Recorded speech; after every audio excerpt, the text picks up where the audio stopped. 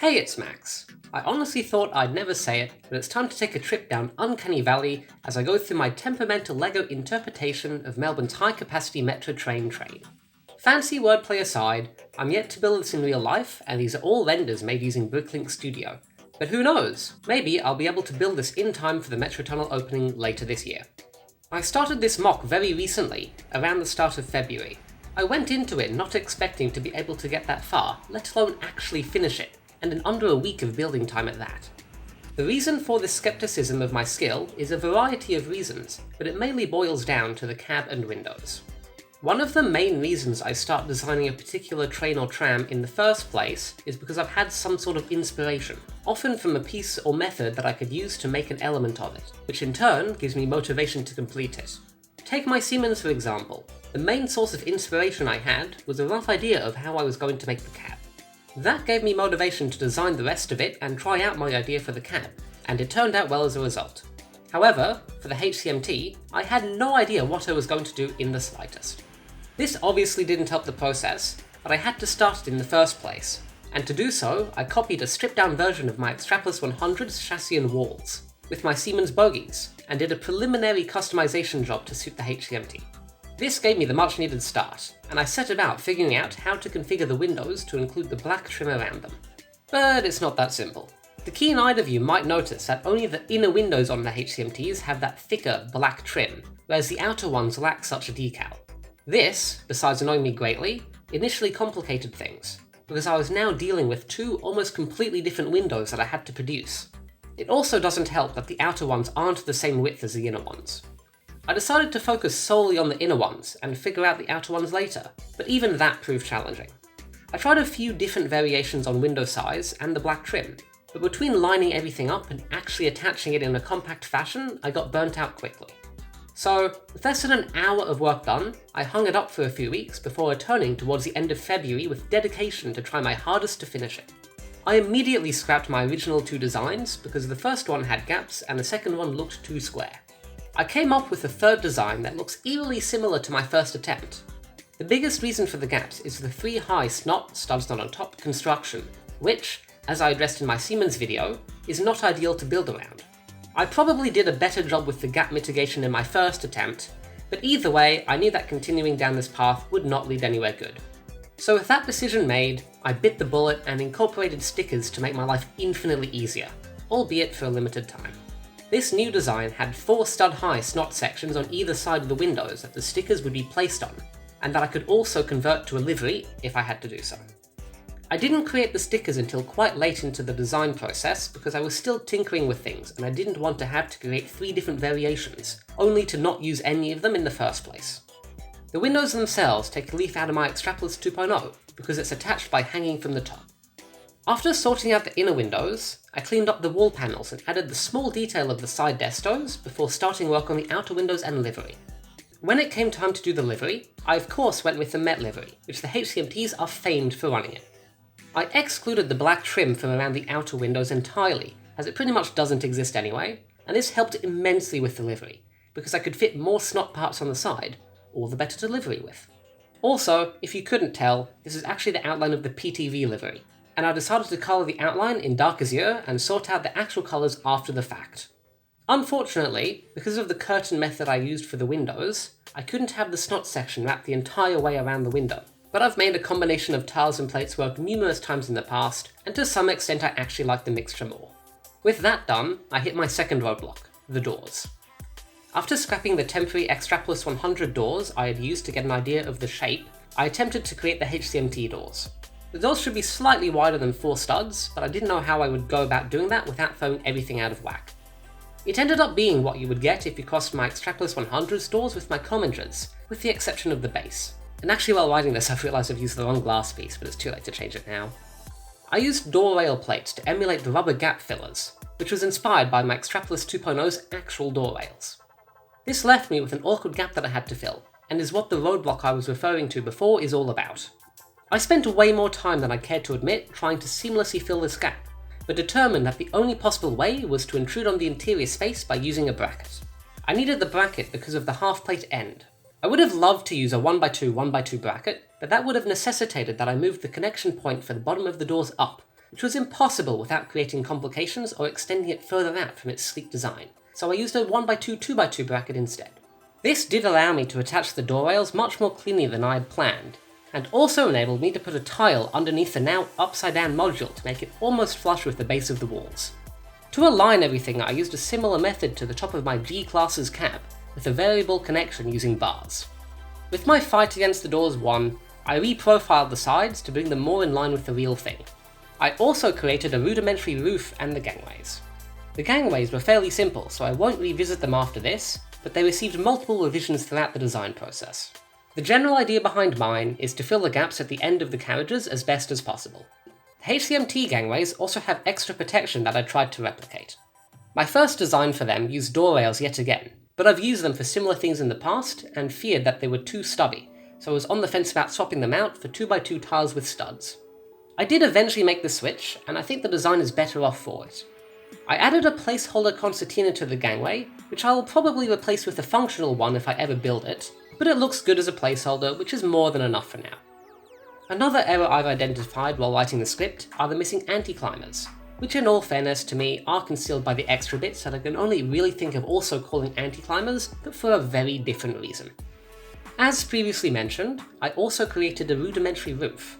I would have loved to make it 7 studs wide, but the way I had done the angled walls meant it was just a tiny bit too thin, so 6 wide had to suffice. This left gaps along the outer edges, but I wasn't too bothered about fixing them at the time. Big mistake. After this revision, I went a bit crazy.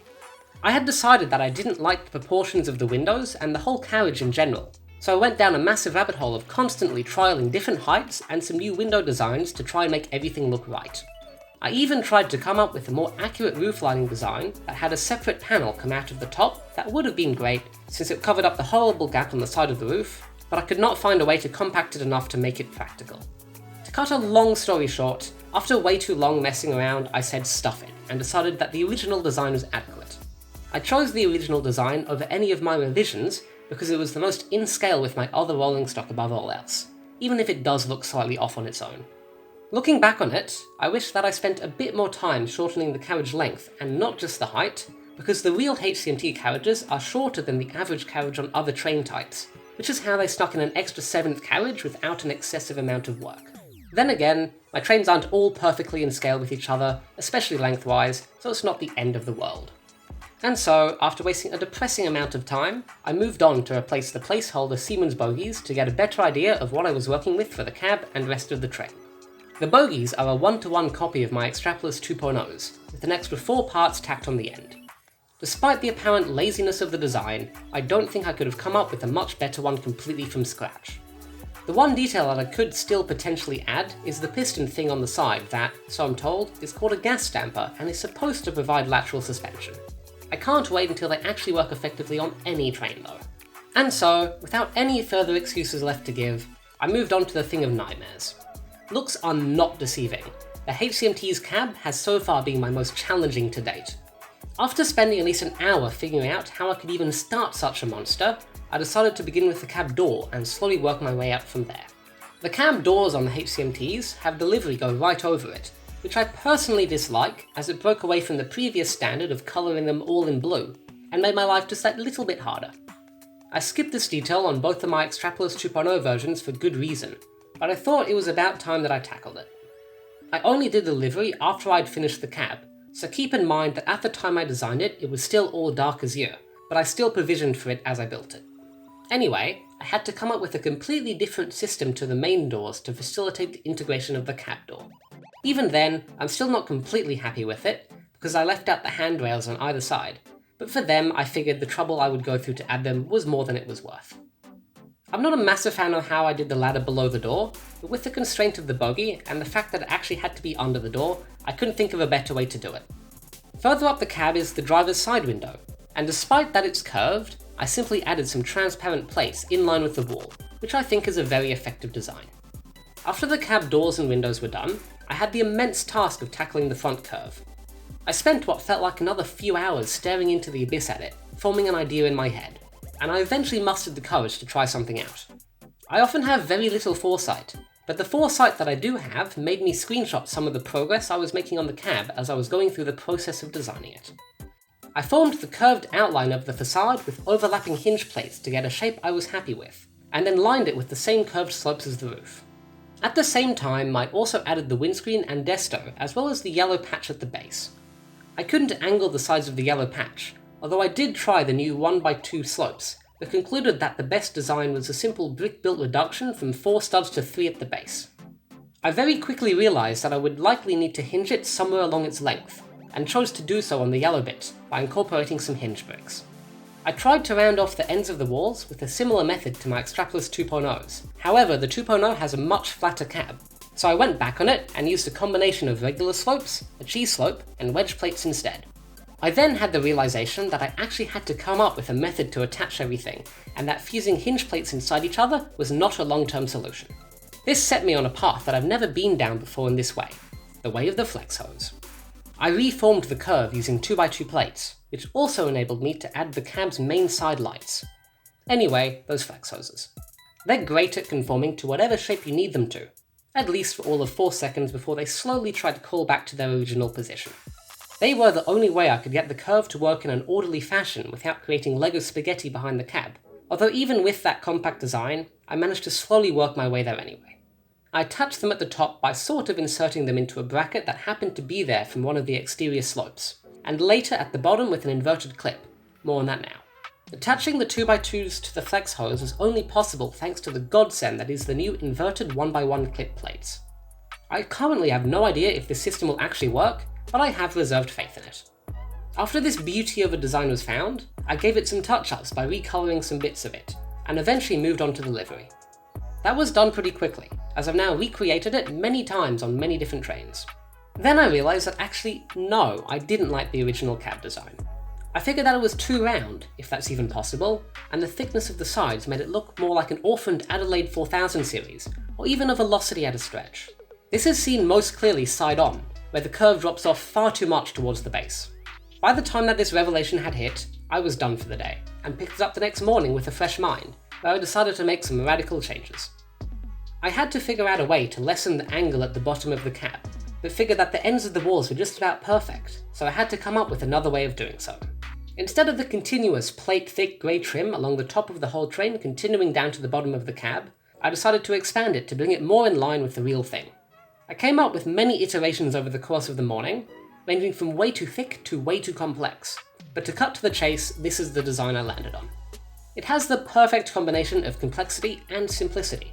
I see overlapping the trim on itself as a stroke of genius, and only took me probably in the order of 5 hours of working on the cab to get to this point, but I was nowhere near done, oh no. I still had to figure out the black area at the bottom of the cab. On the previous design, I had just continued the same basic side profile all the way down to the bottom, which probably didn't help with its 4000 series-esqueness. But for the new one, I wanted to come up with one that roughly followed the contours of the actual cab. The grey trim overlaps the bottom black part, and I originally thought that recreating that small detail would be impossible. However, as I've now learnt, nothing is impossible if you dedicate way too much time to it, so I managed to come up with a decent design, and it does almost look like the greys overlapping it in some way. At some point while redesigning the bottom, I tried to see if I could add in any extra details that were not previously present on my old design. I debated on whether or not to add the ditch lights, or more accurately, if I even could in the first place. In the end I ditched them because they were adding too much complexity, would have been way out of scale, and what LEGO ditches are there to light up anyway? Also, I might have a slight vendetta against them because they're just extremely annoying in general. And so after that, I'd finally deemed it complete, for a second time. Or so I thought. Okay, I didn't massively redesign the whole thing again. However, on my second design, I'd forgotten to attach the redesigned bottom sections. I'd purposefully not attached them because quite honestly, I couldn't be bothered at the time, and I had moved on to bigger and better things like the roof, which I'll get back to momentarily. Either way, I realised that things could not go on like that any longer, so I went about attaching it to the rest of the train. There was almost no space to put anything under the front of the cab between the flex hose connection, the coupler, oh yeah there's a coupler, and of course the chassis. I managed to work out that I could sneak one of the curved slopes at the bottom back into the body without intruding on anything, so long as I moved the connection point for the flex hose, which was a bit of work and required some reshuffling of the grey trim as well, but I did it. From the curved slope, which was upside down I might add, I creatively used the lollipop pieces I think they're called to connect to the stud hole of a snot brick. I even managed to reinforce the lollipop with an inverted curved slope, which at this point is just a normal one, and it somehow doesn't collide with anything. I added some reinforcement to the snot brick, and found that I could attach two wall segments, which the snot brick is attached to, together in the middle using some more inverted clips, some bars, and a rounded plate. And finally, after upwards of 8 hours, at least 4 of which were moving around the build space deliberating on what on earth to do, the cab was done. Almost. But more on that later. As I alluded to earlier, I took a short break from the cab to work on the roof. It was a fairly simple build all things considered, but there's some nice techniques that I still want to go through. Around the top of the cab, there's 2 aerials that are built with rounded plates, because of their open nature, although later I went back and replaced the top layer with ingot tiles. Just behind the cab there's the driver's aircon, which is a shorter version of the main aircon units, and behind that there's some more stuff including some more aerials and the like. There's also these things which I understand to be covered air vents, and to recreate them I once again used ingot tiles. Then we get to the main aircon units. The real ones have the vents on their angled sides, however from many bad experiences trying to replicate such things, I decided to move them onto the roof and skimp out on the sides. Other than the aircon units, the rest of the roof mostly consists of more air vents. Then we get to the pantographs. I got a bit lazy about this, and just copied over my already quite lazy Extrapolis 2.0 design, tailoring its low quality design to the HCMT. I plan on eventually coming through and revamping the whole train, so I'm not too bothered about it at the moment. And that's just about every major roof detail, but before we move on to the undercarriage, I need to give a quick crash course on HCMTs. HCMT consists might seem quite confusing at first. I mean, what's all this TC, DMP, MP, DT nonsense? But if you know your quote-unquote classic Melbourne rolling stock denotation, HCMTs are effectively just D, M, M, T, M, M, D sets. The reason I bring this up is it will provide much needed context on some of my undercarriage frustrations. The HCMT undercarriage is much like the Siemens, almost nothing but boxes going on, which suits me currently, because if you can't tell, I just wanted to get this thing done after the cab. However, I do think that the low poly undercarriage seriously detracts from the whole train, as you will come to see. As I was scoping it out, I discovered, much to my dismay, that the M carriage's equivalents have 2 different undercarriage variations. I know that they're technically not classified as the same type of carriage anyway because of fire doors of all things, but this meant that there were an incredible 4 different undercarriage variations with subtle differences that I had to figure out, which is more than any other current Melbourne train. Keeping it simple, the biggest disparity between the M cars was the number of Sanders and their locations. The mainstay of the HCMT undercarriage are these black boxes. The way I created, and the basic principles of my take on these boxes, is that the seams between the bricks are meant to represent the different sections on the real thing. It's not super effective, but it gets the point across, although maybe not as well as I'd hoped.